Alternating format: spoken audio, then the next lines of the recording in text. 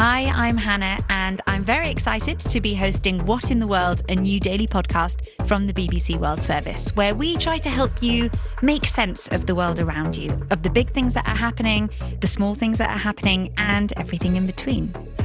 Just search for What in the World wherever you get your BBC podcasts and hit subscribe. Welcome to Business Daily on the BBC, where we're going to South America and we're going up in the world.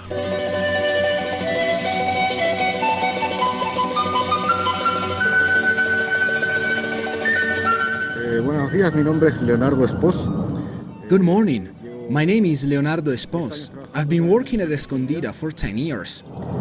Caroline Abayay. I'm Caroline Abayay, and I've been at Escondida for 16 years. Those are just two of the workers at Escondida, the largest copper mine in the world. It's in Chile, and it's at 3,100 metres above sea level in the Andes Mountains. That's over 10,000 feet up. To give you an idea, that's higher than the highest peak in Germany, it's higher than Mount Olympus in Greece, and higher than anywhere in mainland Australia.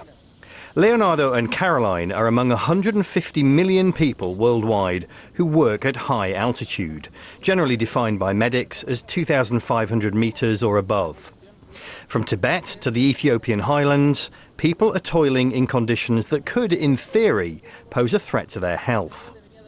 In South America, this isn't limited to people who work in mines. Here's Marta Cabrera. She's the president of the Latin American Association of Occupational Health. There are other types of work that occur in high altitude, going from, construction and repair of roads, other public works, the tourist centers, the ski centers that are high altitude. We have everybody working at the borders crossings, like transportation in the international routes that go through high altitude. We have some astronomical observatories. So it's like a big group of different workers that either work continuously on high altitude or intermittently. I've been talking to doctors about what all this means for workers and the companies that employ them.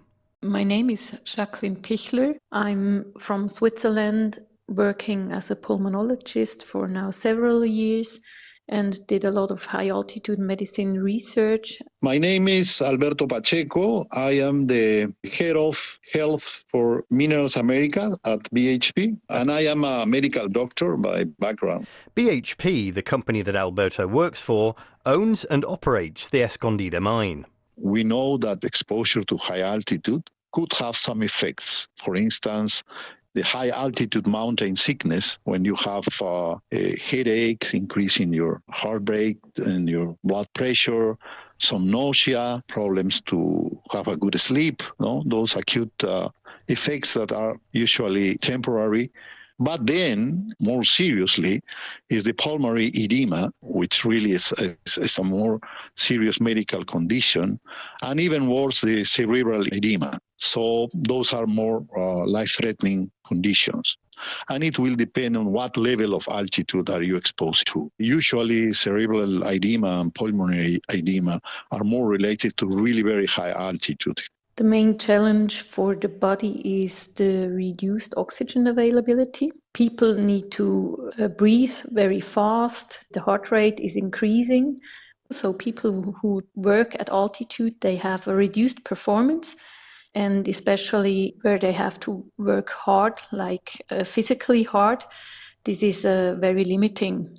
And what are the main areas of research and investigation in high-altitude medicine at the moment? What are the things that we don't yet understand? Yeah, there are many issues. There's a chronic mountain sickness for people who live for a long time at altitude. Part of them get sick due to this chronic exposure to high altitude, but others do not. And we don't understand why some develop this chronic high-altitude sickness and others do not. In the past, people tended to live and work close to where they were born. But in a modern globalized world of mass migration, more and more people are moving and they're working in environments that maybe their bodies are not accustomed to. And what's the impact on their health? This is, of course, a huge problem. because especially these people are very vulnerable for this chronic high altitude mountain sickness. But it's not very clear how to protect these people because the main reason they develop this disease is hypoxia. And if they stay there at this altitude, they have a higher risk to develop that disease. Hypoxia, that's when oxygen isn't reaching the body tissue. To compensate for that, after a few days at altitude, the body produces more red blood cells to help carry that oxygen. That helps with breathing, but it also means the blood is thicker, increasing the chances of an edema.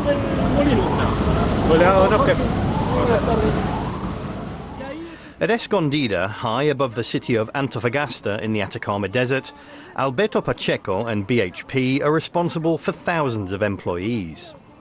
So what should these workers do once they've finished their shifts? Come back down to the lowlands to get some oxygen-rich air, or stay where they are?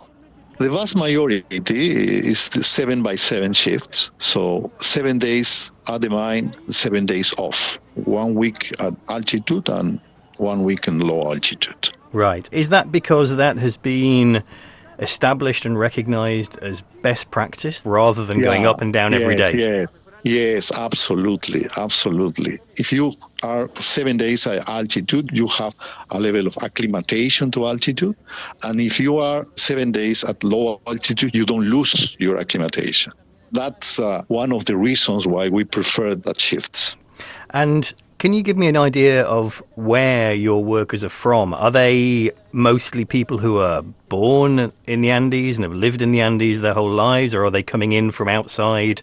What's their profile? I would say mostly are from the Antofagasta region, and Antofagasta is a sea level. The majority are not born or grew up at high altitude. Give me an idea of what the company does to make sure that its workers remain healthy. The first thing is that we have the pre-employment checks, pre-employment medicals, where you really identify people that are fit for working at high altitude. And then they have this training where they have the right to know what are the risks of working at high altitude. This training is very important. And then once you are at high altitude, you have a medical checkup the 2 or 3 days that you arrive to altitude. If you have any symptom that everybody knows what's the symptoms, they goes to the clinic. And give me an idea of what the facilities are like at Escondida. We have clinics, sport facilities, doctors, we have nurses, we have paramedics, all the facilities, not only to treat high altitude problems, but any other medical problem that a worker could suffer during the stay at the mine. So experienced doctors, nurses. We have ambulances if you need to transfer a patient from the mine site to Antofagasta city.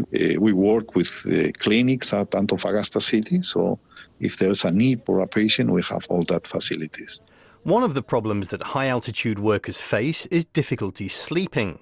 Jacqueline Pichler in Switzerland again. The sleep at altitude is not the same as at lowlands. So people develop sleep apnea, sleep disordered breathing, even if they wouldn't have sleep apnea at lowlands. Sleep quality decreases, and this might increase a risk for mistakes during the work. It's something the medics at Escondida have to think about too. We have a special program for sleep problems, for sleep apnea. For us, it's very, very important because also, it's a safety risk. If you don't have a good sleep, you could sleep at work, and mining is a risky industry. And also we have a device that all truck divers must use. It's mandatory to use that alerts if you are falling asleep during the job. So if you're driving a truck and you start to fall asleep, then yes. What happens? You have this device, and it's connected to the central control. So alarm sounds, and then immediately we know that you are falling asleep, and supervisor will contact you. I'm thinking of the sunlight in the Atacama Desert. It's brilliant light. So I'm guessing you have very dark rooms for people to sleep in. Absolutely.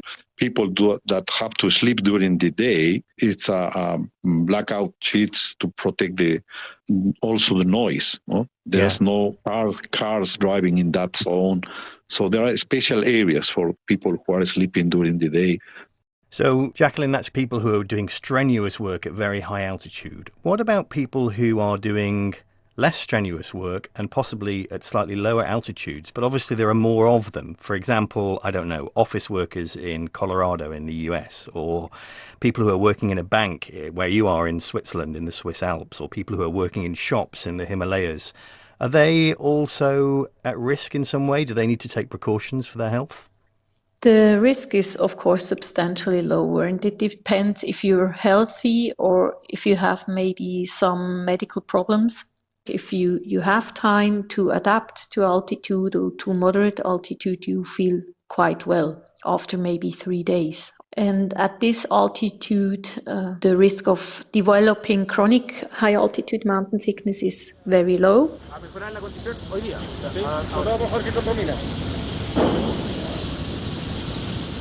It is possible to live and work healthily at high altitude, but you do have to make a bit more effort. Here are Leonardo and Caroline, those two workers at Escondida, who we heard from at the start of the program. Trabajar en altura más o menos 3.000 metros para mí ha sido una experiencia bastante buena. Working at around 3,000 meters has been a good experience for me. In all the years I've been working here, I've never had any problems with the altitude. But that also depends on each person looking after themselves when they're not working, taking care with food, with exercise. It is essential to stay in good shape at this altitude. Es primordial para poder mantenerse de buena manera a esta altura. Mi experiencia ha sido muy buena trabajando en altura.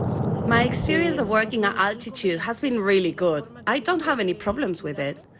My way of taking care of myself is by sleeping well, being careful with my food, and doing exercise at the weekend.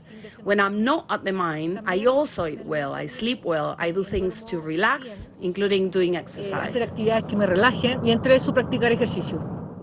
Alberto Pacheco says that while the mine can deal with health emergencies, the emphasis is really on prevention, stopping those emergencies happening in the first place. We have ongoing medical checks depending on your age, every year, every 2 years, or every 3 years, a full medical.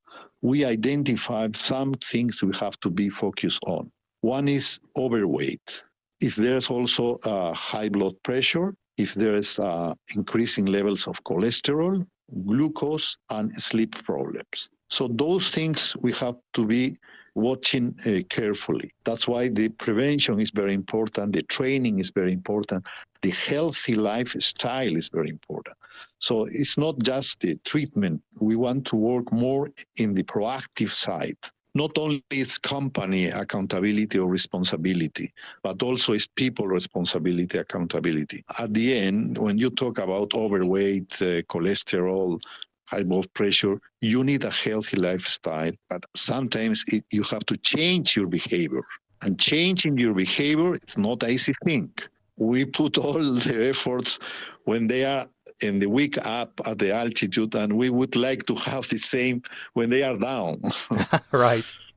So it's like, if you are, a Formula One driver, you have to take yourself not only when you are working, but also the rest of the days, and keep that style, keeping you fit.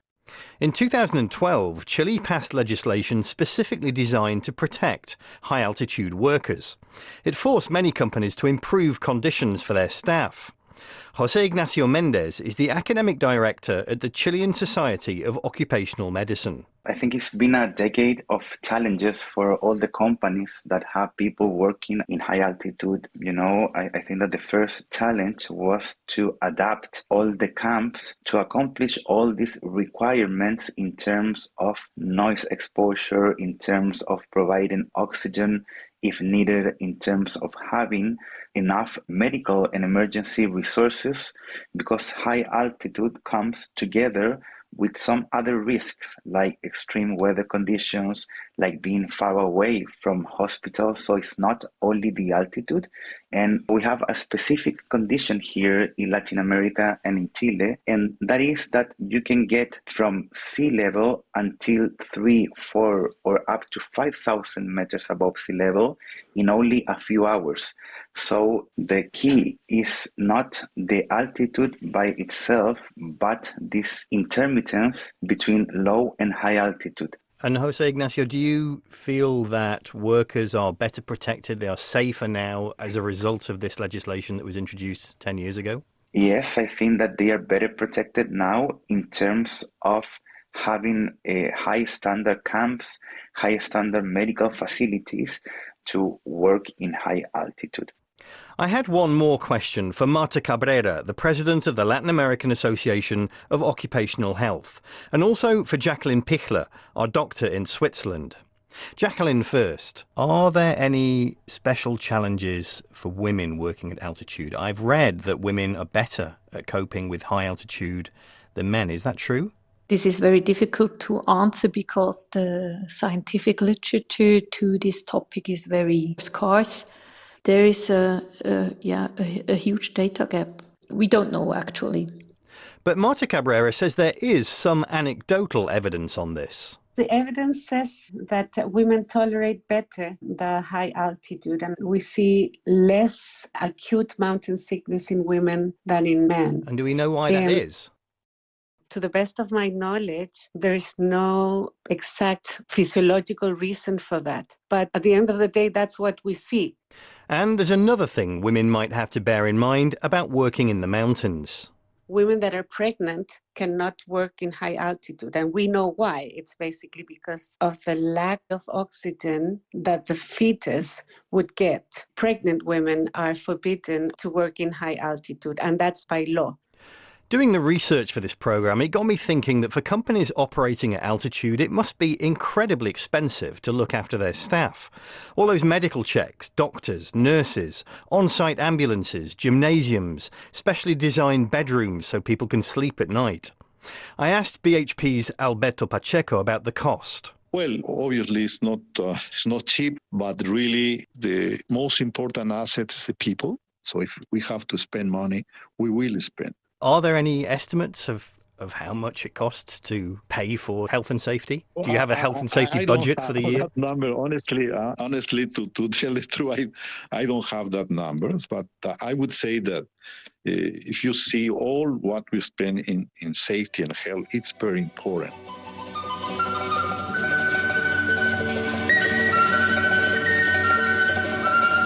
Very important indeed. That's it from this edition of Business Daily from the BBC World Service. I'm Gideon Long, and wherever you are in the world, and at whatever altitude, stay safe.